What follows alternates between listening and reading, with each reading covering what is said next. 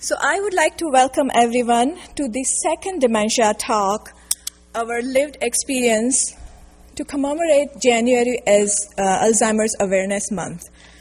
Each January, Alzheimer Society supports and leads Canada's Alzheimer's Awareness Month, and we have taken upon to celebrate this in Milton for past 2 years. During this month, we encourage individuals like you to learn more about dementia and its stark impact on Canadians.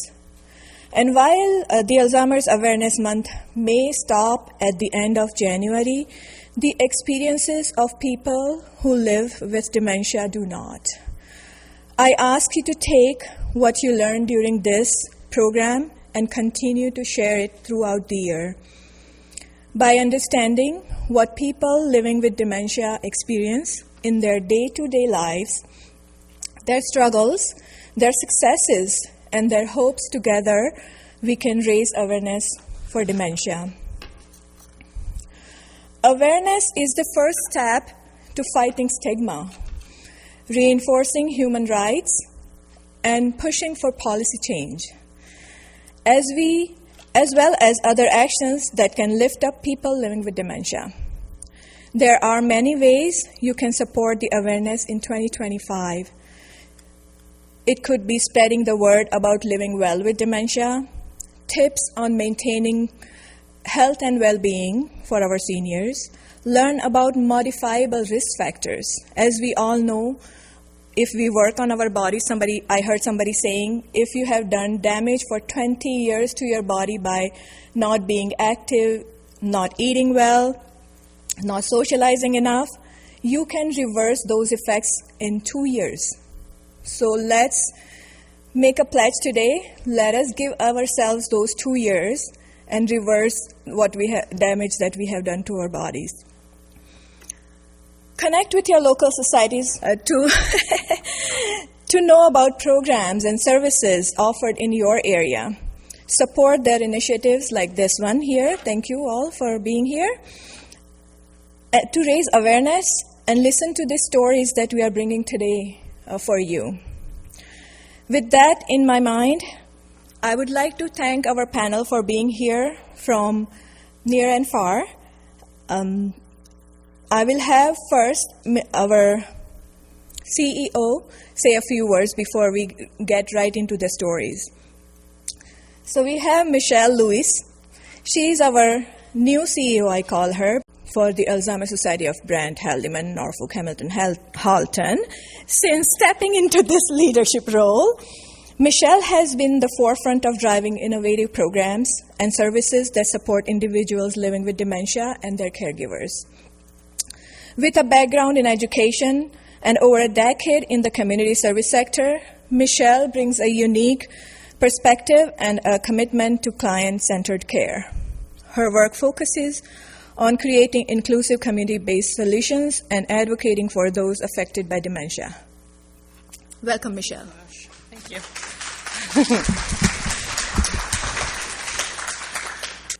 So last night when we had dinner together with our guests of honor, in moments like this, it's less talking, more listening. And I was listening, and really the stigma concept kept coming up, and Kush just spoke about stigma. And dementia is a condition that touches countless lives, and those numbers are growing, yet it's often surrounded by stigma. So I'm like, what is this thing, stigma? So Googled it, and according to the internet, stigma is a negative attitude or belief that causes people to judge, shame, or treat others unfairly because of a particular characteristic, condition, or situation. So keep that word stigma and what that means in your mind as we listen and learn today. But stigma is a barrier, and it prevents us from understanding, it prevents us from being compassionate, and it prevents us from being inclusive. And stigma doesn't just affect those living with dementia, it impacts their families, their caregivers, and our communities, and our ability to do our work for people to come forward to say, hey, I need help. That's a huge barrier for what we're trying to do. Too often we focus on what someone with dementia has lost rather than recognizing what they still have to offer. We forget that they are still individuals with hopes, feelings, and dreams. Stigma silences conversations, delays diagnosis, isolates people from the support they desperately need. But we have the power to change that, and today is part of that. We educate ourselves, we speak openly, we treat every individual with dignity. We can create a society where people living with dementia are seen for who they are and not just for their condition. Together, I ask us that we replace fear with understanding, we replace judgment with empathy, and it's time to break the stigma surrounding dementia, because everyone deserves to live with respect and humanity. And as the Alzheimer Society, that's our role, to be out in the community, to build trust, to be that friendly face, to do what we can to help people live better, because there's more living to do. And in the end, we're all just people doing our best. So thank you for taking time to come here and for making your trip here. I hope you had a great drive in. And I'm just going to be sitting and listening and learning along with you. So thank you so much. And I'm going to get straight into it. We want to listen from them. You don't want to listen from me anyways. So I'm going to call upon Virginia Bandy. Please, Virginia, come up on. So Virginia is a retired registered laboratory technologist, a QA specialist, former lab quality manager, Niagara Health, and former member of the assessment team for CALA, which stands for Canadian Association for Laboratory Accreditation. Mother of 3, a grandmother of 5, an athletic phenom. Let's ask her how many Boston marathons has she ran. Virginia, how many? 2. So ran Boston Marathon twice. Way to go, Virginia. Virginia has joined Dementia Empowerment Network and is a proud member to share her experiences to bring awareness and address stigma around her diagnosis. So welcome, Virginia. Have a seat, please. Next up, we have Rubina Qureshi. Rubina is a Miltonian. That's when I said from far and near is her. So surrounded by her family, Rubina and her large extended family lives in Milton and around Milton. Rubina's hobbies have been to cook, bake, and sew outfits for her daughters and granddaughter. She was caring for her father and uncle who lived with dementia. So she was quick to pick up on her own symptoms. Her story is remarkable as she is aware of what is coming her way and still finds courage to advocate for herself and the community that she lives in. Rubina participates in clinical trials, sits on advisory boards, and featured in landmark research study published by Alzheimer's Canada. She has featured in many videos, spoke at 33rd Europe Alzheimer's Conference, which happened in October of 2023, and she got a standing ovation there. Ruby participates in many programs offered by the Alzheimer Society in Milton, gives her feedback, and I would like to mention her husband, Abdul Basit Pasha, who is a backbone for her. They inspire many lives who are living similar journey around them. So welcome, Rubina. Up next, I have Andrea Bridge. Andrea is a retired RPN, holds a BSW degree from Dalhousie University. Other than representing her LGBTQ community, Andrea is a portrait artist. Now I'm going to say some stuff which is very rare. Had a triplets and rides a unicycle, and she still does. Nothing regular about her. Hey, Andrea. So Andrea was diagnosed with young onset Alzheimer's at the age of 48. She had to advocate for herself to get the diagnosis. That's another story for another day. But after going through many health challenges and becoming disabled, Andrea crossed all those hurdles and now is a facilitator lead for the Dementia Empowerment Network. She has tremendously devoted her time in the first project, and she's part of the second project as well. She is a DEN co-lead, so she co-leads to support the development of dementia-friendly communities. That is a Hamilton Council on Aging project. Andrea has been featured in Faces of Dementia, attended North American Integrated Care Conference in Calgary recently, and in future, Andrea plans to support the development of dementia-friendly communities across Canada. Her mantra is, "You can still be a smart, interacting human, no matter what your age, with or without a dementia diagnosis."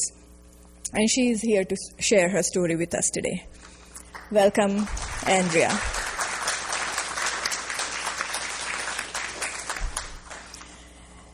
And last but not least, when I said far, this is far. We have Myrna Norman flew in yesterday from Maple Ridge, British Columbia to talk with us today. Myrna was diagnosed with frontal temporal dementia in 2011.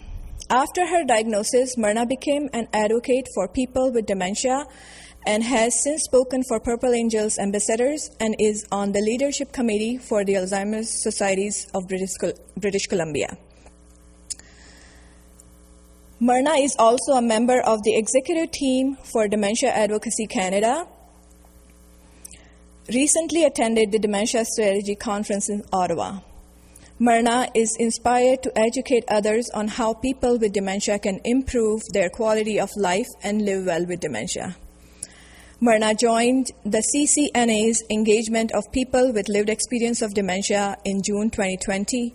In her spare time, Myrna enjoys taking part in art projects offered by UBC researchers, writing poetry, and listening to audiobooks.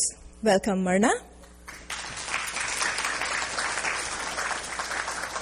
We have kept this program more as a discussion, more as an interactive talk. This is not a presentation where we will ask them questions and they will answer. This is more of a talk of their experiences and how they feel with the diagnosis and how they are still working towards inspiring others with their disease.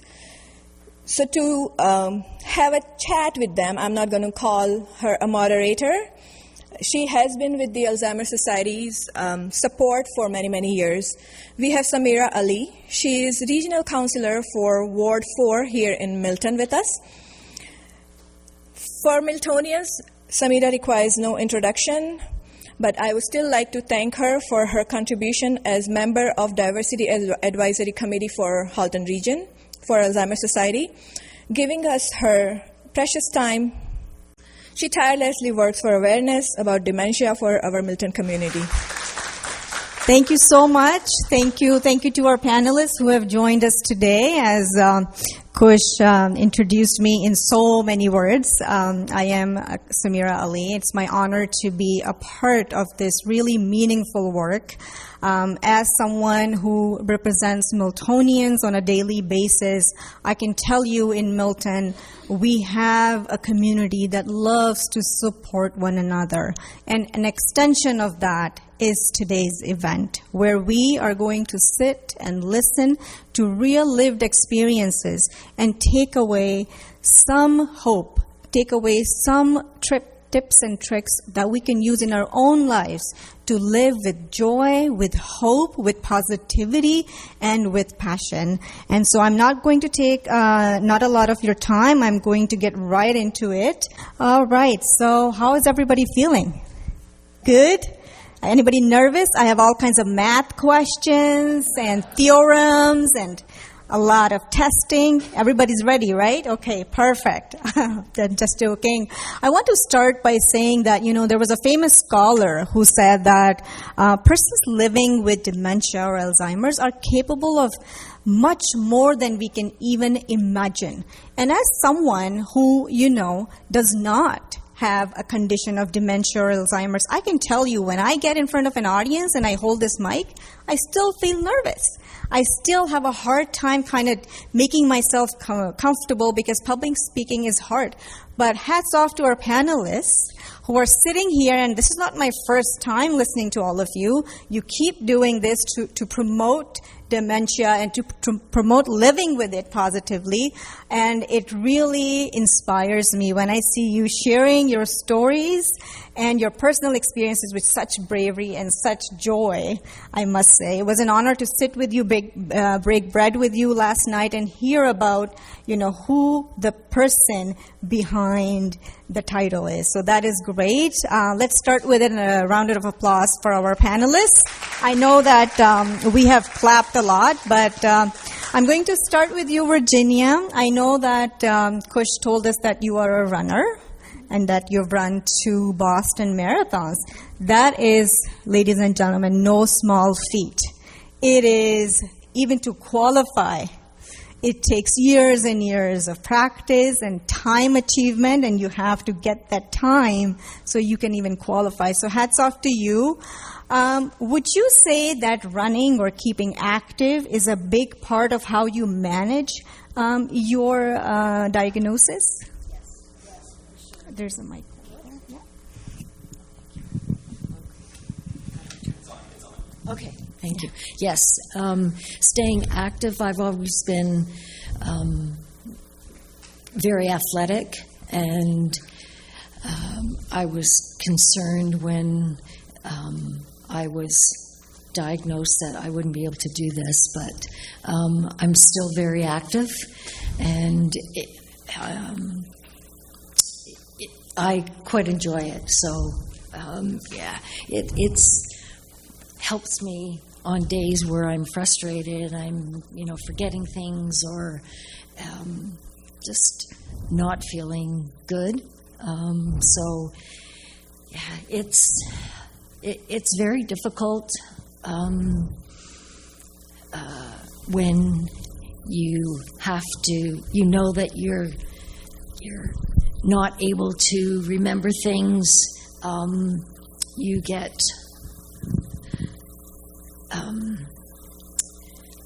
told by your spouse that, oh, you're forgetting things again, and that's not what you want to hear. You want to say, oh, well, that's okay. You've said this before, but I understand.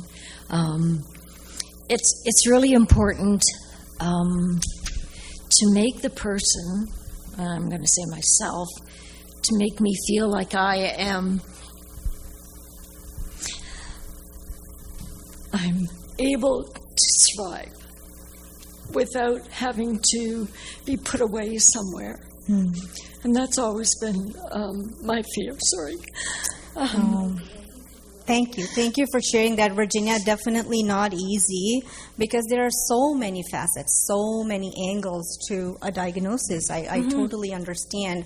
And I appreciate you sharing how you use running to kind of manage it in your own way, because staying active is good for your mental health and it's good for your body, and it's also makes sure you take in that nutrition you need to be able to do it. So that's great. Yes. Thanks for pointing that out. I was just going to say that a number of people on this panel here are very supportive. Yeah. So, I appreciate that. Yeah. And that is, and Kush will agree, that is the whole purpose of what we do, is not only for you to educate us and make us learn, but also for you to feel supported as well. So I'm happy to hear that from you. Thanks for answering my question, Virginia, and thanks for being so honest with your response.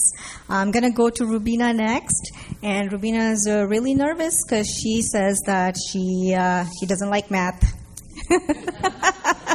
Okay, well, the math was just a joke, Ruby. But I do see your 2 lovely daughters in the audience, and of course your husband, who's your backbone. And my question to you is how important it is to have a supportive family. What has your experience been? I don't know where to start. But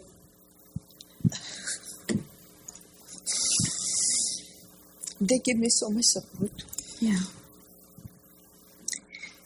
because when my father and my uncle, they were diagnosed, and I'm the one who's with them most of the time. And I saw the process. And then when it hit me, I knew what's coming. And I decided then that I'm going to stay positive. I don't know how long I'm going to live. If I get down, the life is going to continue. And I don't want to be like a vegetable. So I decided at that time, I'm going to try my best. So the first thing in my mind was that iPad is my second brain. I write down everything what I need to remember. Even though I remember at that time, but for the sake of writing, I have few categories and I write down everything, whatever I need to write. And that gives me so satisfaction that whenever I need to remember something, what did I do at that day? And I just check my iPad and I check it out. And that gave me so much comfort that I can manage that if I don't remember. So it's upon you how you handle it, how you take care of it. And it's almost like, I don't know how many years, 3 or 4 years, and I'm doing fine. Only thing I'm missing, my driving. Other than that, I'm fine. Okay, wonderful. Thank you so much for sharing that. You point out to something really important, which is the use of technology. You know, we live in an age where technology is prevalent and it's advancing so fast. And, you know, we always talk about how use of technology sometimes is not good for you, but in your case, it is such a godsend and definitely makes a difference. Thank you for highlighting that. Our next panelist is Andrea, and I know you ride the unicycle, and you have triplets. I hope you don't juggle them while you ride the unicycle. Okay, good. I just wanted to get that out of the way. So, Andrea, I was watching the video, which is on YouTube, about your journey and your story, and I couldn't help but notice how much you were smiling and laughing and how you emphasize the importance of laughing with your family and your children and making sure that it's something that you all do together. So I wanted you to share a little bit, elaborate a little bit more on that and how staying positive and laughing helps you and your family. Well, there's been quite a few times, like when I wore 2 pairs of pants to work, including 2 belts, and when I put my tea bags in the toaster. But, you know, if we don't all laugh about these little things that really don't matter in the grand scheme of things, it is funny. And my kids always keep me going and keep me laughing, and my partner. And the thing is, you have a choice of things being very serious or seeing the humor in it and the lighter side of it. And it just makes all these little mistakes kind of realize that they're insignificant. And the greater picture is that I'm very lucky to have such a wonderful family that supports me in everything I do and teaches me all the time that I can find new things to do. And it's very important to laugh. So. Okay, good. Well said. And I see that in not only just persons with dementia and Alzheimer's diagnosis, but any other diagnoses and whole communities that have been through unspeakable atrocities, always dealing with humor and laughter. And well said. And that is such a key to take away from today. My next panelist is Myrna. And Myrna, I heard Kush share that your diagnosis was in 2011, if I'm not... It was actually 2007. Okay. So that's quite a while ago. And I just wanted to ask you a technical sort of question. What has been your experience navigating the medical system when it comes to your diagnosis? I know you're passionate about this. And how important is early diagnosis, in your opinion? That's a really hard question for me because I was diagnosed and given 5 to 8 years to live 18 years ago. And for 2 years, I wallowed in self-pity. And it had a huge effect on all of my family. And then somebody said to me, Myrna, you can choose. You can choose to be happy, or you can choose to continue wallowing. Try some new things. And she took me to a place where I could write poetry and do art. And guess what? I could bloody write poetry. And I can paint. And I wrote a book. But the best part of my illness is meeting Ruby last year or the year before, is seeing the change of Virginia from her becoming part of a DEN support group. And from meeting Andrea, she has the keenest sense of ha-ha ever. I'm going to go out on a limb here and I'm going to say, Brian said, we all had lunch together, and Brian said, is there any benefit to feeling poorly and being depressed? There is none. It's just going to get you there faster. So we all, no matter whether we have Parkinson's or a dementia or we have cancer, whatever it is, we get to choose what kind of life we want. And sometimes it's hard, and sometimes I swear, and that's okay because I have dementia, so I can say what I want.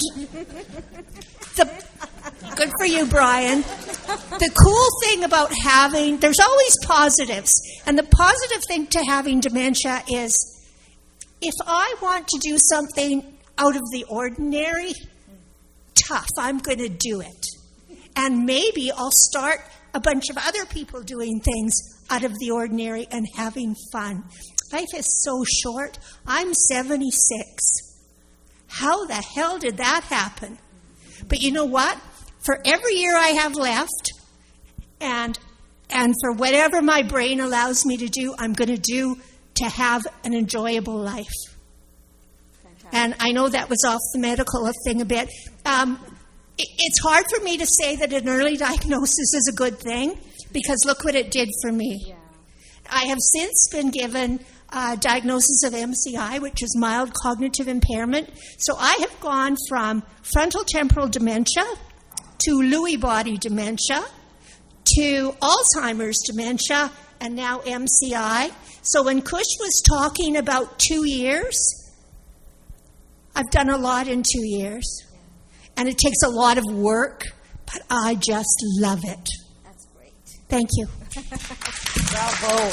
Bravo. Thank you.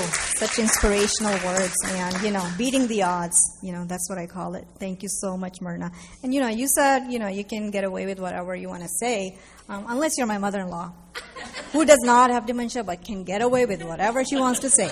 Yeah. Okay. So coming back to you, Virginia. My question to you is, first of all, share a little bit about how you got involved with the Alzheimer Society, if you can, and also how getting involved has benefited you and your family with the diagnosis.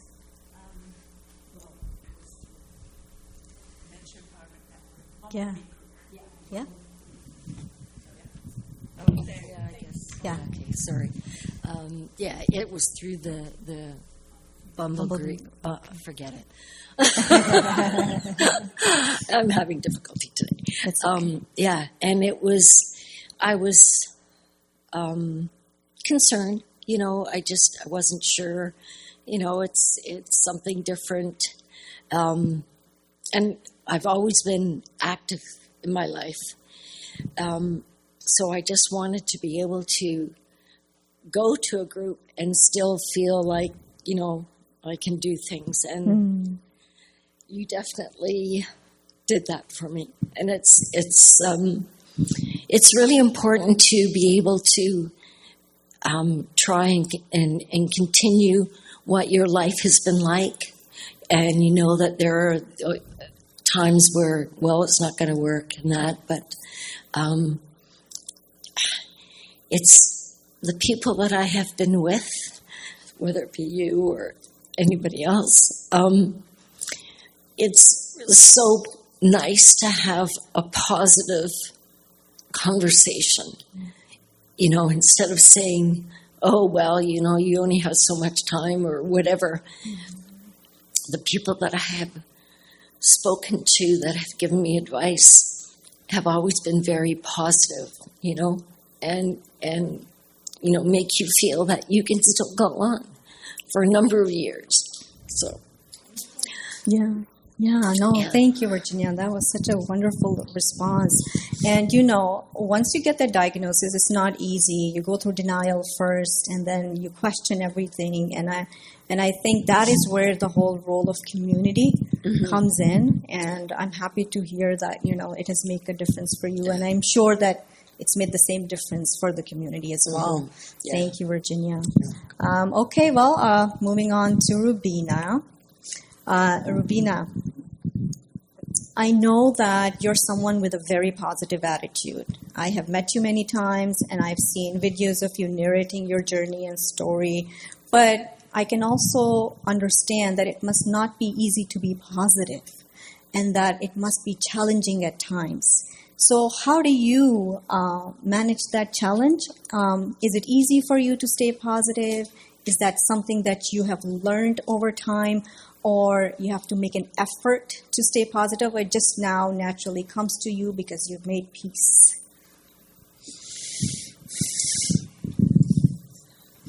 It's not easy at that time, because when I saw my father and my uncle and I was there, see the fall down, and when it hit me, it was really depressing. But the life is the God give you. You don't know you're going to live tomorrow or you're going to stay for so long. So you have to figure it out how you deal with it. So I decided that whatever happened, I'm going to stay positive and I'm going to do whatever I can to manage myself. So I use my iPad. So I write down everything. What did I do? Categories. I make lots of categories and I write down everything. So I don't get frustrated. So always I say iPad is my second brain. So I can write down everything. So I don't want to get frustrated. That's how I deal with this thing. And still I'm doing it. If you ask me like 2 weeks before what I eat, what I cook, where I go, I have all the categories. I can tell you. Yeah, shower is the thing you do every day. Sometimes twice a day. Because I'm feeling warm. I say, maybe I didn't take a shower. So I go and take shower again. Yeah. What's a big deal? Well, Rubina, you just told me that you also iron your clothes as soon as they come out of the laundry. Yeah, so, I do. You're better than me. Because I don't want anything kept set. Did I do it or not? So I do it on the right time. So I am free. Yeah. Whatever needs to be done, it's going to be and I can finish it. Yeah, no, thank you. So, what I'm taking away from your response is structure and organization is very important. Yeah. That's what I'm taking away. And certainly helps people not diagnosed with dementia and Alzheimer's, but people diagnosed with this condition definitely need familiarity and structure and organization to make sure that, you know, they are at their best and feeling at their best. That's great. Thank you, Rubina, for sharing those great tips for all of us. I think all of us can benefit from those tips. Andrea, I wanted to ask you a question, which I think you're best, to answer. What are your thoughts about when people offer help? I think a lot of people in the audience will resonate when I say it's difficult to offer help to someone who has a diagnosis because you don't want to offend them or you don't want to hurt their feelings. We are all very proud individuals and, you know, none of us want to be made feel that, we require assistance, so to speak, and we all want to be independent. What are your thoughts about that? Because a lot of people, I'm sure, are wondering, what should we do if we see someone around us who has this diagnosis? Should we openly offer help, or what can we do? Yeah. Well, I think it's really important to ask the person first if they want help, or suggest what you could do to help and if they would like it or not. Because I can't stand when people fuss over me and stuff. And it can be frustrating with dementia because you pause and you take longer than that uncomfortable length of time where everyone else is itching to take something out of your hand and do it for you. But it's really important for the person to stay as, what's the word, autonomous, as long as they can, and do the things for themselves as long as they can. There's someone from a really great dementia group, the MICE group, that always says, when you do something for somebody, oh, now I've forgotten the rest of it. Yeah, take it away from them. Thank you. Thank you from the audience. So it's wonderful to help, because there's a lot of times I say, yes, I'd love some help. So just always take into consideration what that person wants. Perfect. Thank you so much, Andrea, for those guiding points there. Myrna, tell us a little bit more about the Purple Angel Ambassador Program. Is that program only in BC, or is it here? Can people join? Anything you want to talk about? All right, so I live in Maple Ridge, British Columbia, and after I was diagnosed, I knew I needed support, so I joined the Alzheimer support group. And it didn't give me what I needed. I needed people like me to talk to me. And that was vital. So I started my own group, and I had couples attend, because people with dementia often aren't able to drive, may not be able to take a bus. So I started it as couples, although if somebody wanted to come on their own, that was fine. We don't have any sort of rules about that. It's as open as people want it to be. And I read about a man in England, from Torbay, England, who has Lewy body disease, who's very ill with Lewy body disease, and he started Purple Angels to help people, and it's grown. It's all around the world. It's in Africa, it's in Asia, it's in Maple Ridge, it's in Pitt Meadows, and it's the most... I could be paid $1 million for a job, and it wouldn't give me the satisfaction that Purple Angels does. We have Christmas in July at our local park. We have celebration of people living with dementia. We've had year 2, so this will be year 3. We do really crazy fun things. We go out for brunch. We go out for dinner. We do all kinds of the things that we used to do before we were diagnosed with dementia. When you are diagnosed with dementia, do not stay home. Get out and live. And do the kinds of things that you want to do. And if you need help, ask for help, please. Because life can be great as long as you stay social and stay healthy. What's good for the heart is good for the brain. And from there, it's just up to us. Nobody can take you to a social group. You have to go. And it's worth it. It's really worth it. Wonderful. Thank you. Thank you so much, Myrna. Okay, so I've asked a lot of questions individually. Now I'm going to throw a question out, and whomever wants to respond can just raise their hand and go right ahead. All right? My question is, how can people with dementia or Alzheimer's promote hope or optimism?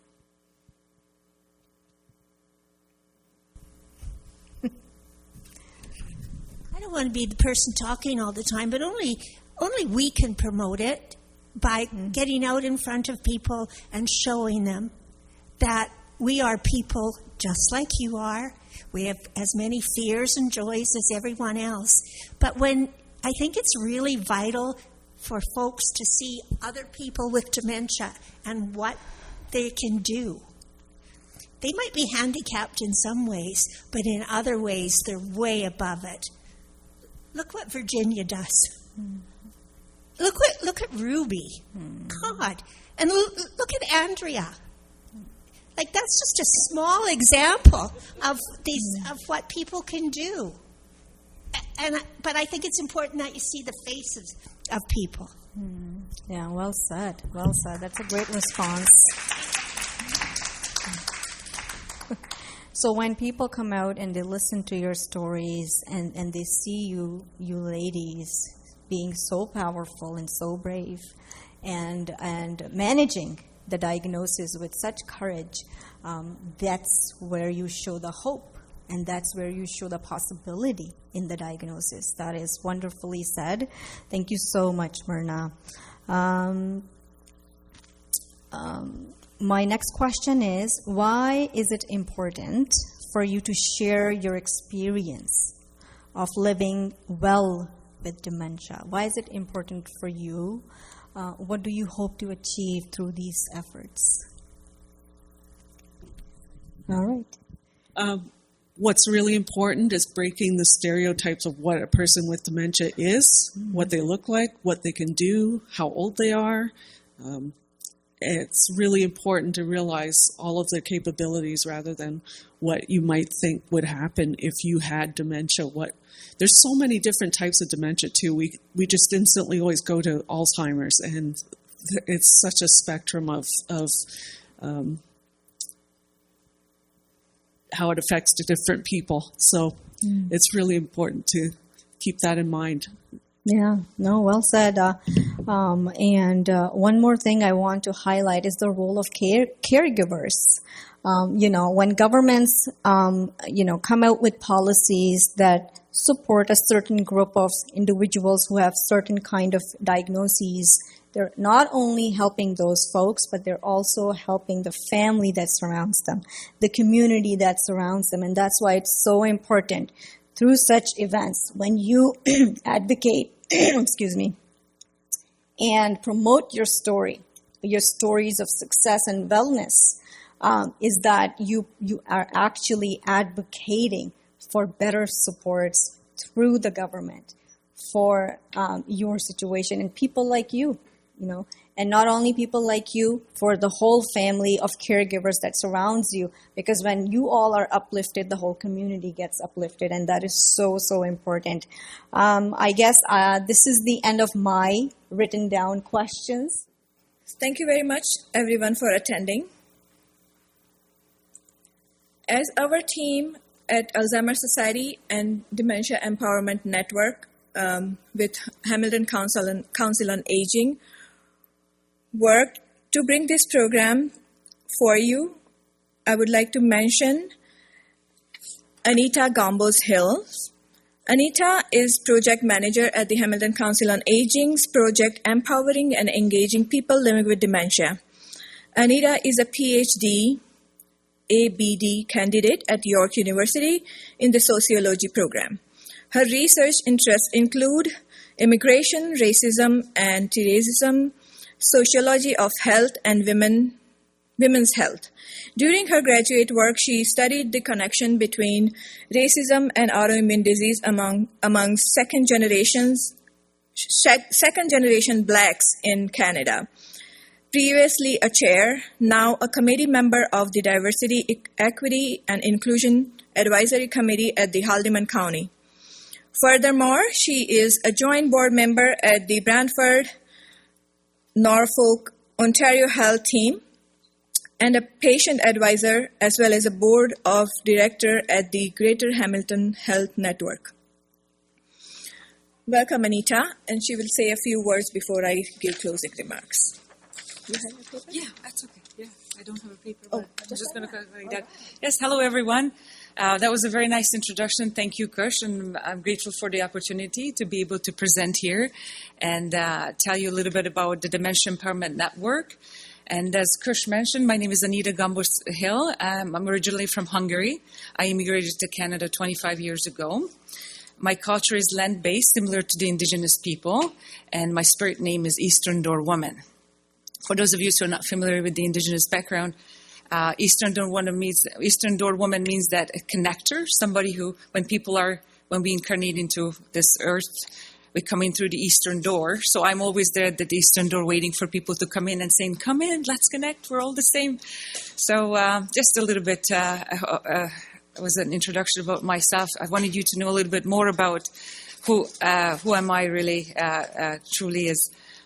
So mentioning that how people with dementia live in communities. The Hamilton Council on Aging applied for grants under the Dementia Community Investment Funds, what we just heard about, and received funding to support the development of dementia-friendly communities.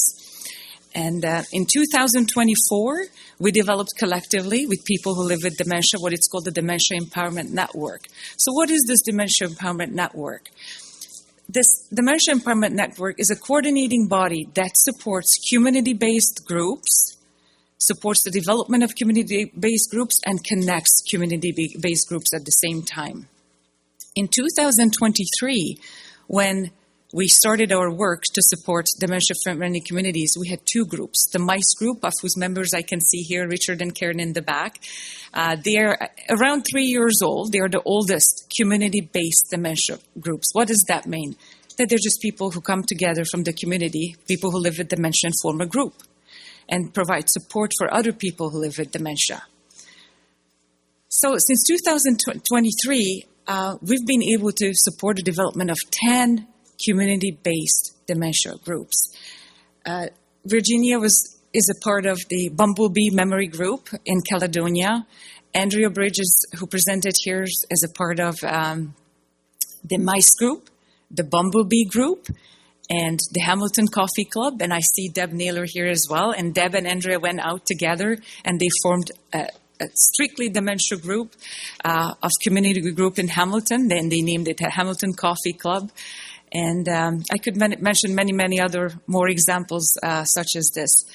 And more recently, we're extremely grateful to be able to welcome the Purple Angels to the Dementia Empowerment Network. And we're starting up one of the very first large Dementia Empowerment Network Zoom meeting on this Friday at 3 p.m., which will connect all the existing community-based social dementia groups to connect. And the aim is for them to share knowledge, to socialize, and have a space where they understand each other and they socialize. So those of you who are not familiar or haven't heard about Dementia Empowerment Network, we have some information on the table right over there. We have a website as well. It's called dementiavoices.ca. And how we're significantly different from the Alzheimer Society's support is that these groups that I mentioned are community-based. We're not a program, we're not an activity. These are just groups that are formed in the local communities with people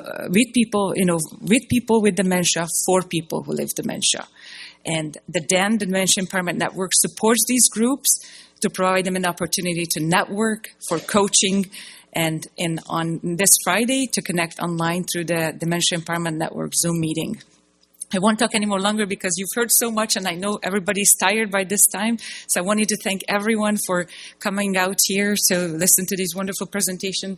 I'm especially grateful for those who presented because it's not easy to talk about the personal experiences. It's hard enough as this to speak in public, but I can only imagine when you speak about what the experience of dementia is like. It's not an easy process to do so. I'm extremely grateful for them to be able to do it there, and for Kush organizing this event, and the Alzheimer Society, and for welcoming us here as well. Thank you very much.